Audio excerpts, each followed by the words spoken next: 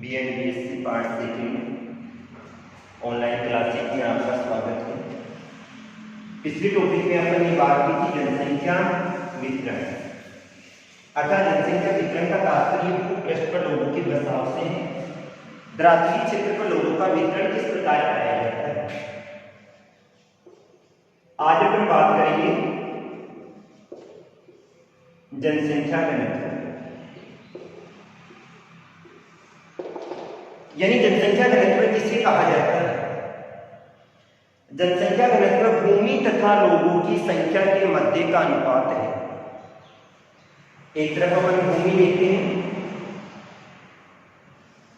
भूमि में अपन 1 वर्ग किलोमीटर लेते हैं।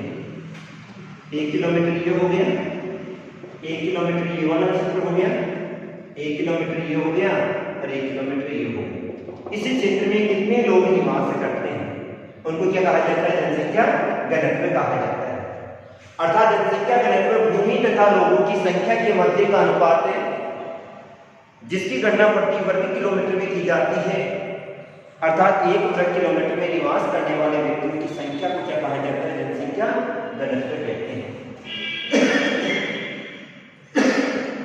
अर्थात जनसंख्या घनत्व भूमि तथा लोगों की संख्या के मध्य का अनुपात है, जिसकी गणना प्रति वर्ग किलोमीटर में की जाती है।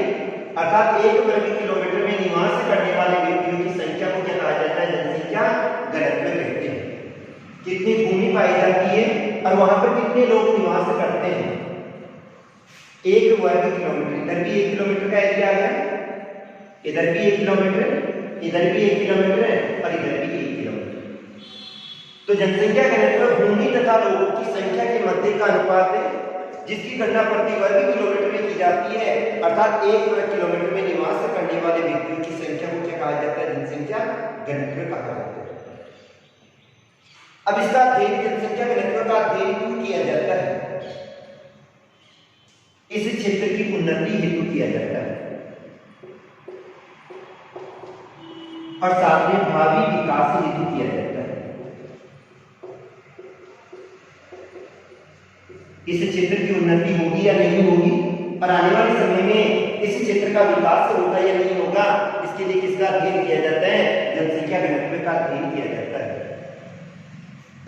अगर जितनी भूमि है उसके अनुपात में अगर जनसंख्या पाई जाती है तो उस क्षेत्र का विकास होगा, और अगर भूमि कम पाई जाती है, लोग अधिक निवास करते हैं, तो उस क्षेत्र का विकास कदापि नहीं हो सकता। आज अपन विश्व के जितने भी देश देखते हैं और ऐसे देश जो कि विकसित श्रेणी में पाए जाते हैं, उन देशों का अध्ययन करें तो वहां पे लोग तो कम निवास करते हैं, लेकिन उन लोगों के पोषण हेतु वहां पर भूमि या संसाधन की मात्रा क्या पाई जाती है, अधिक पाई जाती है। इसके आधार पर हम 3 चीजें कह सकते हैं। एक तो अनुकूल जनसंख्या हो जाएगी,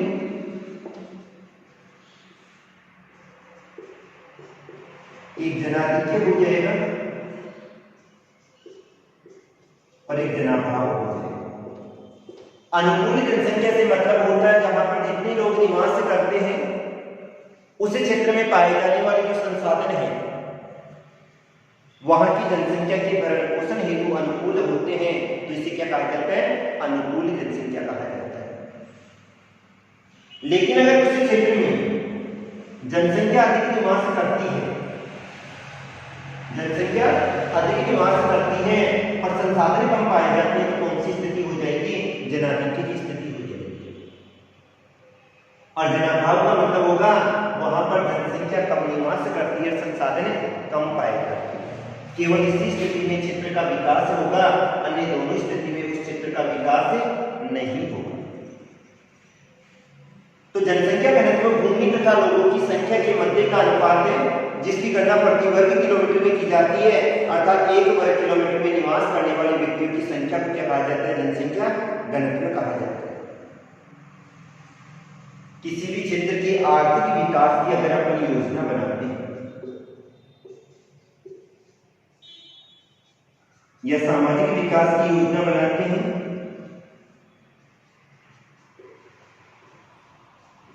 या सांस्कृतिक विकास की योजना बनाते हैं तो उसके लिए किसकी आवश्यकता होती है? जनसंख्या घनत्व की आवश्यकता होती है। तो जनसंख्या घनत्व भूमि तथा लोगों की संख्या के मध्य का अनुपात है जिसकी गणना प्रति वर्ग किलोमीटर में की जाती है, अर्थात 1 वर्ग किलोमीटर में निवास करने वाले व्यक्तियों की संख्या को क्या कहा जाता है? जनसंख्या घनत्व कहा जाता है। उस क्षेत्र का विकास किस प्रकार से हो रहा है, इसकी भावी योजना के लिए क्या आवश्यक है? जनसंख्या घनत्व का अध्ययन करना आवश्यक है। अब जनसंख्या घनत्व अलग अलग प्रकार से निकाला जाता है। अलग अलग प्रकार से मतलब होता है कुछ क्षेत्रों में अलग विधि के द्वारा निकाला जाता है और कुछ क्षेत्रों में अलग विधि के द्वारा निकाला जाता है। इस आधार पर जनसंख्या घनत्व के कौन कौन से प्रकार हैं?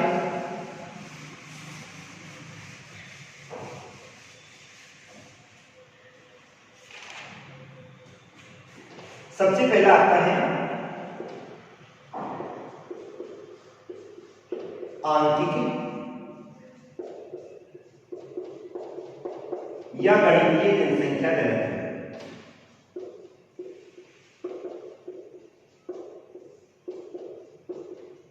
पहला आ गया आंकिक या गणितीय जनसंख्या घनत्व।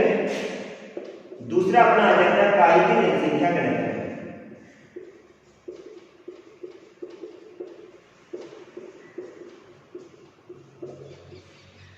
तीसरा आ गया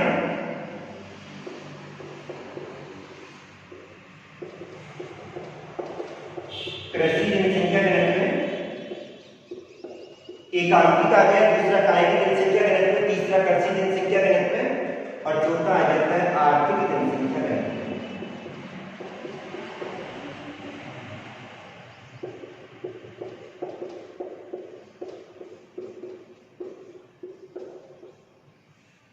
यानी जनसंख्या घनत्व में तो अपन किसको लेते हैं? कुल जनसंख्या को लिया जाता है, वहां के क्षेत्रफल को लिया जाते हैं, लेकिन प्रत्येक क्षेत्र में अलग अलग आधार पर निकाला जाता है।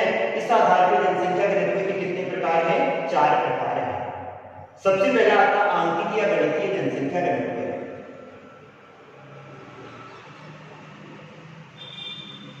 आंकिक या गणितीय जनसंख्या घनत्व में कुल जनसंख्या और कुल क्षेत्रफल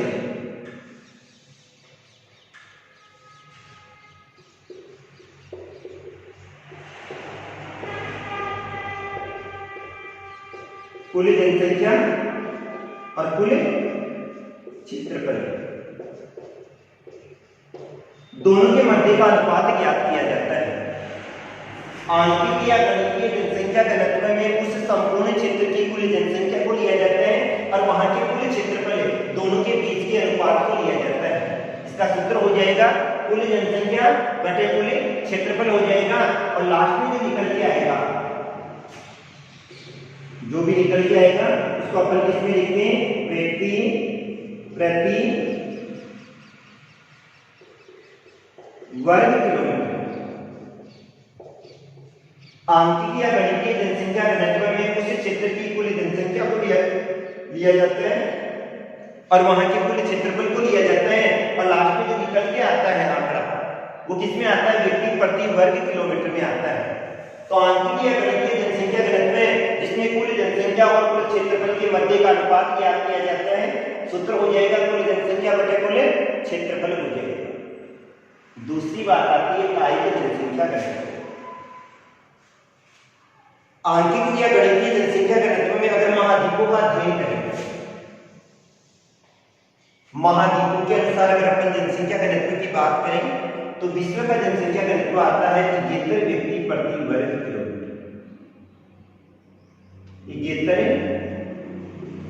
व्यक्ति प्रति वर्ग किलोमीटर। ऐसे यानी महाद्वीपों के अनुसार करें तो यूरोप का 145.4 आ जाता है, एशिया का 137.7, अफ्रीका का आ जाता है 27.20, उत्तरी अमेरिका 18.9, दक्षिणी अमेरिका 19.04 और ऑस्ट्रेलिया 3.4 आ जाता है। अब अपन दूसरी बात करते हैं कायिक जनसंख्या घनत्व। तो कायिक जनसंख्या घनत्व में कुल जनसंख्या को लिया जाता है। किसको लिया जाता है? कुल जनसंख्या को लिया जाता है और कुल जनसंख्या के साथ में कृषि योग्य भूमि को लिया जाता है। अब इसमें संपूर्ण भूमि नहीं लेंगे, सूत्र हो जाएगा कुल जनसंख्या बटे कृषि योग्य भूमि। किसको लिया जाता है? कुल जनसंख्या को लिया जाता है। और कौन सी भूमि ली जाती है? केवल कृषि योग्य भूमि लिया जाता है। तो कायिक जनसंख्या के घनत्व में कुल जनसंख्या को लिया जाता है और उसी जनसंख्या का भरण पोषण करने वाली कृषि योग्य भूमि को सम्मिलित किया जाता है, अर्थात कितनी भूमि पर कृषि कार्य किया जाता है। तो इसका सूत्र क्या हो जाएगा? कुल जनसंख्या बटे कृषि योग्य भूमि हो जाएगा। दो आगे समझ में, आंशिक या गणितीय जनसंख्या के घनत्व में किसको ले रहे हैं? कुल जनसंख्या और कुल क्षेत्रफल को ले रहे हैं। जबकि कायिक जनसंख्या के घनत्व में किसको ले रहे हैं? कुल जनसंख्या को ले रहे हैं, कृषि योग्य भूमि को लिया जाता है। तीसरा अपना आ जाता है कृषि जनसंख्या घनत्व। इस प्रकार का जनसंख्या घनत्व उन देशों में इसका अध्ययन किया जाता है जहां की अधिकांश जनसंख्या कृषि व्यवसाय में लगी होती है। वे देश या महाद्वीप जिनकी अधिकांश जनसंख्या कृषि व्यवसाय में लगी होती है, जैसे कि भारत, उन देशों में अधिकांश कौन सी विधि के द्वारा निकाला जाता है? कृषि जनसंख्या घनत्व विधि के द्वारा निकाला जाता है। इसका सूत्र क्या हो जाएगा? अब कुल जनसंख्या नहीं लेंगे, कृषि कार्य में संलग्न जनसंख्या। क्या? कृषि कार्य में संलग्न जनसंख्या बटे भूमि भी कौन सी लेंगे? कृषि योग्य भूमि। कृषि योग्य भूमि।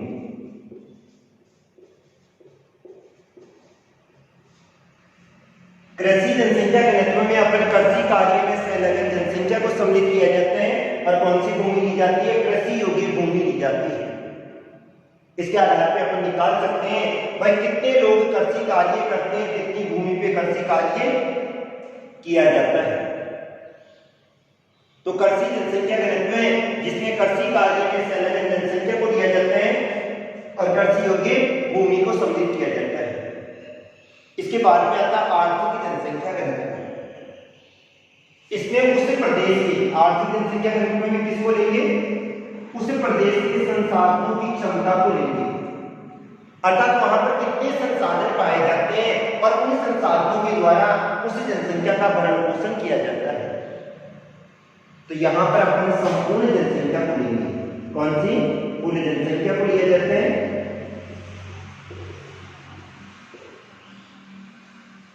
और कुल जनसंख्या के साथ में किसको लिया जाता है?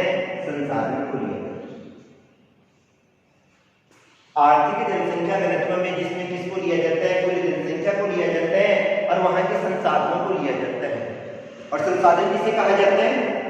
वे समस्त पदार्थ जो कि मानव की आवश्यकताओं की पूर्ति करने की क्षमता रखते हैं, क्या कहलाते हैं?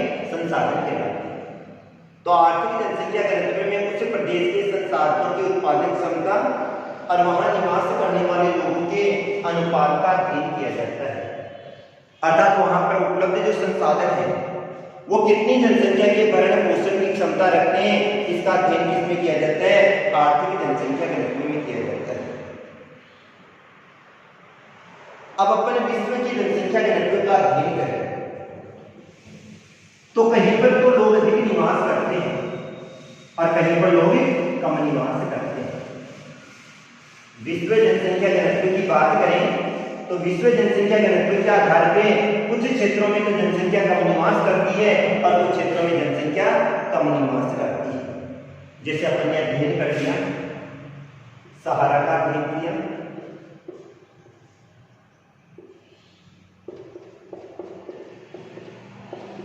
मंगोलिया का अध्ययन कर लिया,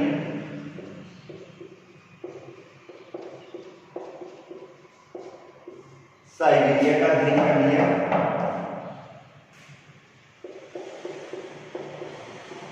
ग्रीनलैंड का अध्ययन कर लिया।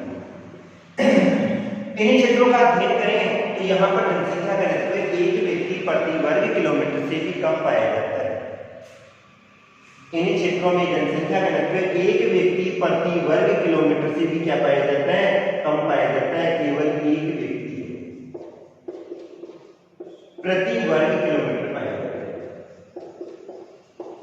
एक व्यक्ति प्रति वर्ग किलोमीटर क्यों पाए जाते हैं?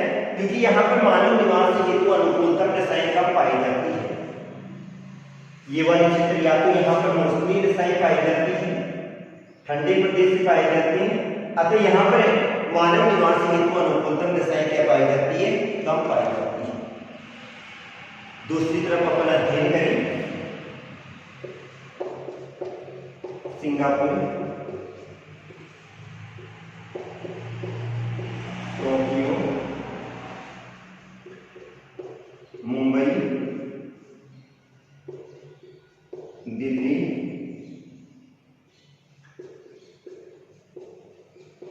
कोलकाता, ये वाले जो आते हैं इनमें जनसंख्या घनत्व 5000 व्यक्ति प्रति वर्ग किलोमीटर से क्या पाए जाते हैं? अधिक पाए जाते हैं। एक तरफ तो अपन अध्ययन कर रहे हैं इन क्षेत्रों में जनसंख्या घनत्व एक व्यक्ति प्रति वर्ग किलोमीटर से भी कम पाया जाता है, और दूसरी तरफ इन क्षेत्रों का अध्ययन कर रहे हैं जहां पर 5000 व्यक्ति प्रति वर्ग किलोमीटर से भी अधिक पाया जाता है। तो अपन क्या कहेंगे? इन क्षेत्रों में मानव निवास हेतु अनुकूलतम दशाएं कम पाई जाती है, और मानव निवास हेतु अनुकूलतम दशाएं कम पाए जाने के कारण से यहाँ पर जनसंख्या कम निवास करती है,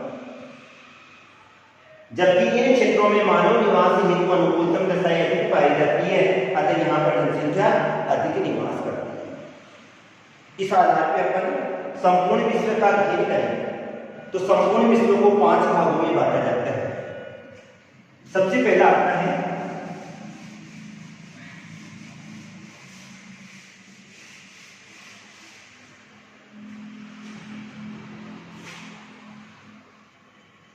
एक नंबर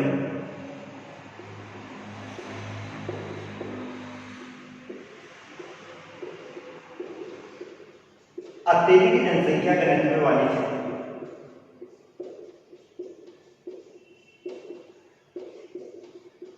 एक नंबर आ जाएगा अत्यधिक जनसंख्या घनत्व वाले क्षेत्र। दूसरा आ जाता है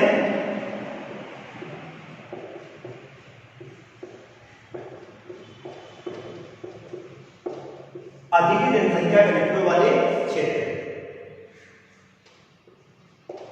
तीसरा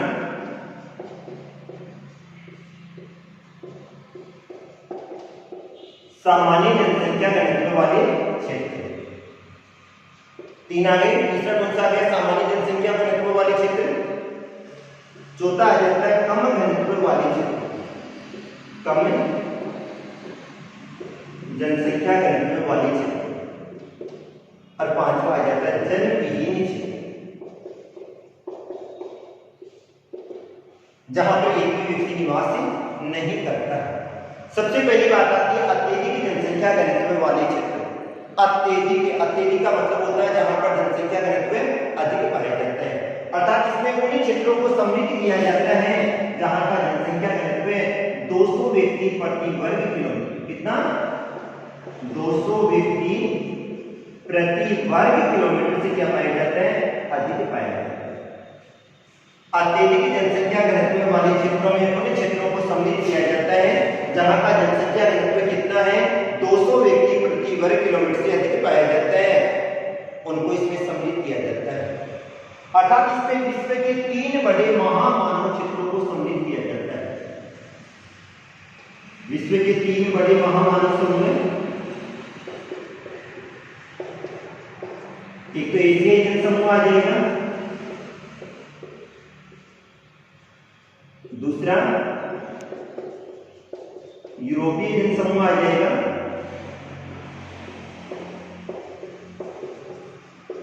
और तीसरा अमेरिकन जनसमूह आ जाएगा। तो अत्यधिक जनसंख्या घनत्व वाले क्षेत्रों में उन क्षेत्रों को सम्मिलित किया जाता है जिनका जनसंख्या घनत्व 200 व्यक्ति प्रति वर्ग किलोमीटर से क्या पाया जाता है? अधिक पाया जाता है। इसमें 3 बड़े महामानव समूह, जनसमूह भी कहा जाता है और महामानव समूह भी कहा जाता है, उनको सम्मिलित किया जाता है। एशियाई जनसमूह, यूरोपीय जनसमूह और कौन सा है? अमेरिकन जनसमूह। इन तीनों को इसके अंतर्गत सम्मिलित किया जाता है। अब यहां पर जनसंख्या अधिक क्यों निवास करती है? तो यहां पर जनसंख्या अधिक निवास करने के कारण सबसे पहला आता है अनुकूलित जलवायु। अगर अनुकूल जलवायु पाई जाती है तो वहां पर जनसंख्या अधिक निवास करती है। दूसरा, खनन कार्य होता है, खनिज संपदा पाई जाती है और खनिज संपदा होने के कारण से यहाँ पर क्या पाए जाते हैं, उद्योग पाए जाते हैं। और जब यहाँ पर उद्योग पाए जाते हैं तो यहाँ पर रोजगार के साधन भी क्या पाए जाते हैं, अधिक पाए जाते हैं।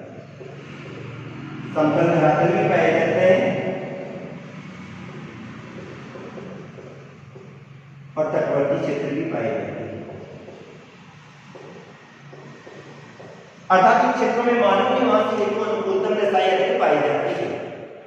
अनुकूल जलवायु भी होगी, खनन क्षेत्र भी होंगे, या तो उद्योगों की स्थापना होगी और रोजगार के साधन अधिक होंगे, समतल धरातल होगा और तटवर्ती क्षेत्र होंगे, तो यहाँ पर मानव निवास हेतु अनुकूलतम दशाएं अधिक पाई जाती है।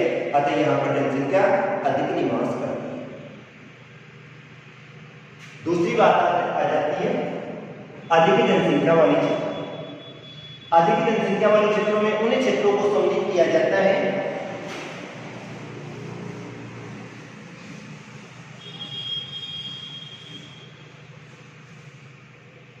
इसमें उन्हीं क्षेत्रों को सम्मिलित किया जाएगा जहां का जनसंख्या घनत्व 100 से लेकर और 200 व्यक्ति प्रति वर्ग किलोमीटर पाया जाता है।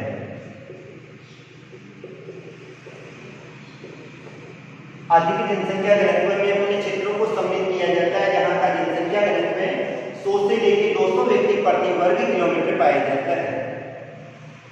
इसमें कौन कौन से क्षेत्रों को सम्मिलित किया जाता है? एशिया आ जाएगा, यूरोप आ जाएगा, अमेरिका। इनके कौन से क्षेत्रों को सम्मिलित करेंगे?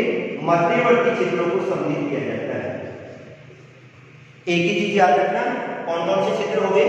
एशिया हो गया, यूरोप हो गया और अमेरिका के कौन से क्षेत्रों को सम्मिलित किया जाता है? मध्यवर्ती क्षेत्रों को सम्मिलित किया जाता है। इसमें चीन वाला क्षेत्र भी आ जाएगा, थोड़ा बहुत भारत वाला क्षेत्र भी आ जाएगा।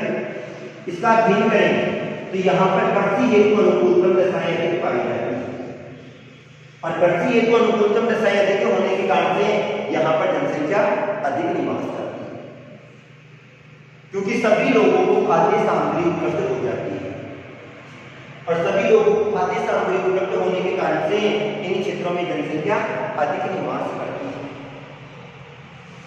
इसके बाद में आ जाता है सामान्य जन घनत्व वाले क्षेत्र। सामान्य जन घनत्व वाले क्षेत्रों में उन क्षेत्रों को सम्मिलित किया जाता है जिनका जनसंख्या घनत्व 10 से लेकर 100 व्यक्ति प्रति वर्ग किलोमीटर पाया जाता है। सामान्य जनसंख्या घनत्व वाले क्षेत्रों में उन क्षेत्रों को सम्मिलित किया जाता है जिनका जनसंख्या घनत्व 100 से लेकर 200 व्यक्ति अर्थात 10 से लेकर 100 व्यक्ति प्रति वर्ग किलोमीटर पाया जाता है।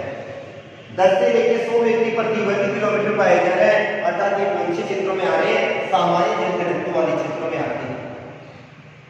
अब यहाँ पर कौन कौन सी दशाएं पाई जाती है?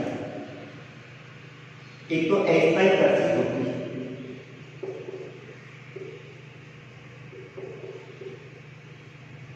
दूसरा चरवासी पशुचारण होता है,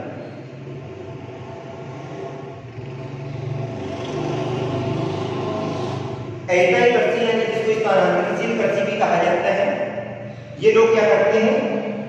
पहले जंगलों को काटते हैं, जलाते हैं, उसके बाद में उसकी जो राख होती है उसमें बीज को छिड़क दिया जाता है या बो दिया जाता है। 3 से लेकर 5 साल तक वहां पर कृषि कार्य करते हैं और जैसे ही भूमि की उर्वरा शक्ति खत्म हो जाती है इस स्थान को छोड़कर दूसरे स्थान पे वही विधि अपनाते हैं। अर्थात ये लोग क्या कर रहे हैं? अस्थायी कृषि कर रहे हैं। जलवासी पशुचारण है, चारे तथा पानी की तलाश में अपने पशुओं को लेकर एक स्थान से दूसरे स्थान पर घूमते रहते हैं। अतः कौन सा हो गया? जलवासी पशुचारण।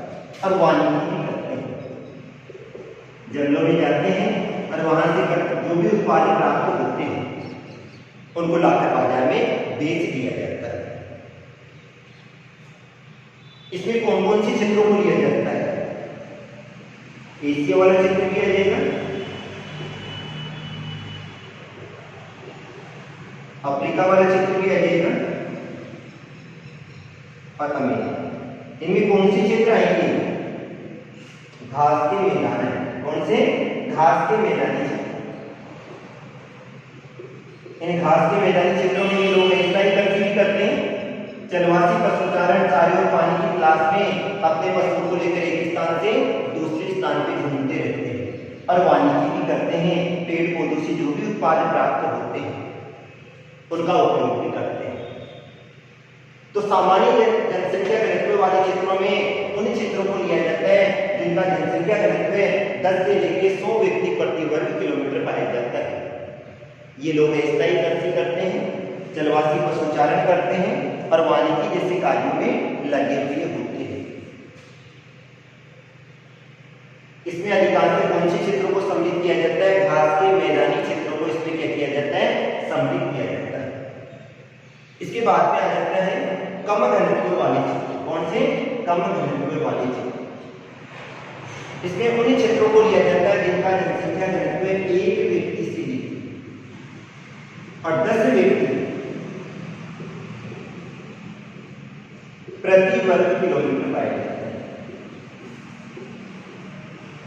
सामान्य जनसंख्या घनत्व वाले क्षेत्रों में उन क्षेत्रों को सम्मिलित किया जाता है जिनका जनसंख्या घनत्व 1 व्यक्ति से लेकर 10 व्यक्ति प्रति वर्ग किलोमीटर पाया जाता है।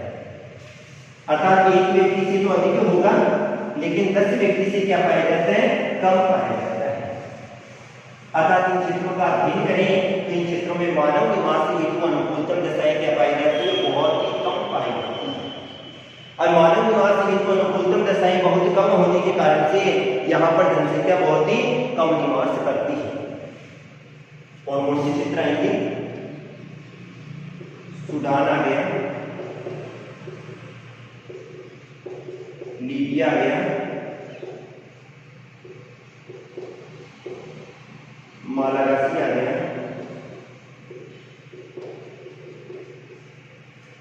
कांगो बेसिन वाला क्षेत्र आ गया, साइबेरिया आ गया, बोर्निया। अर्थात इन क्षेत्रों का अध्ययन करें तो यहाँ पर जनसंख्या घनत्व कितना पाया जाता है? 1 से लेकर 10 व्यक्ति प्रति वर्ग किलोमीटर पाया जाता है। और इसमें जैसे सूडान आ गया, लीबिया आ गया, मालागासी आ गया, कांगो बेसिन आ गया, साइबेरिया आ गया और बोर्निया आ गया। अर्थात यहाँ पर अधिकांश जनजाति विशेष के लोग निवास करते हैं और ये वाले लोग या तो आखेट करते हैं या संग्रहण करते हैं या फिर स्थानांतरित कृषि करते हैं और उसी के द्वारा अपनी आजीविका चलाते हैं। अतः इन क्षेत्रों में जनसंख्या घनत्व क्या पाया जाता है? कम पाया जाता है। इन क्षेत्रों का अध्ययन करें तो मानव निवास हेतु यहाँ पर प्रतिकूल जलवायु पाई जाती है। इसके साथ में जो द्रावण पाया जाता है वो भी उबड़-खाबड़ पाया जाता है। अतः यहाँ पर मानव निवास हेतु अनुकूलतम दशाएं क्या पाई जाती है?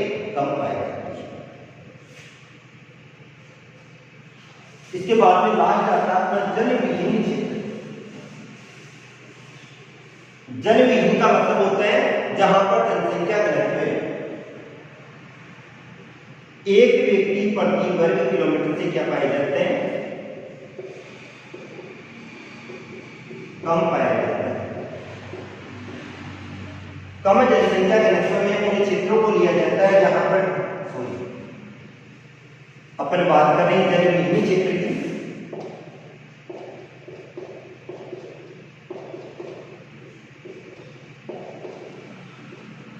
तो जलविहीन क्षेत्रों में उन क्षेत्रों को सम्मिलित किया जाता है जिनका जनसंख्या घनत्व 1 व्यक्ति कितना?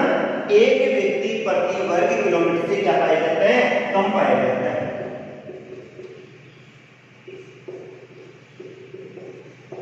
तो जिन क्षेत्रों का जनसंख्या घनत्व 1 व्यक्ति प्रति वर्ग किलोमीटर से कम पाया जाता है उन क्षेत्रों को क्या कहा जाता है? जलविहीन क्षेत्र कहा जाता है। इसमें संपूर्ण विश्व की कौन से क्षेत्र आते हैं? अवासीय क्षेत्र आएंगे। कौन से क्षेत्र आएंगे? अवासीय। अर्थात मानव द्वारा पूर्णतः जलविहीन क्षेत्र को क्या कहा जाता है? अवासीय क्षेत्र कहा जाता है। कौन कौन से क्षेत्र आएंगे? मरुस्थलीय क्षेत्र आ गए, पर्वतीय क्षेत्र आ गई,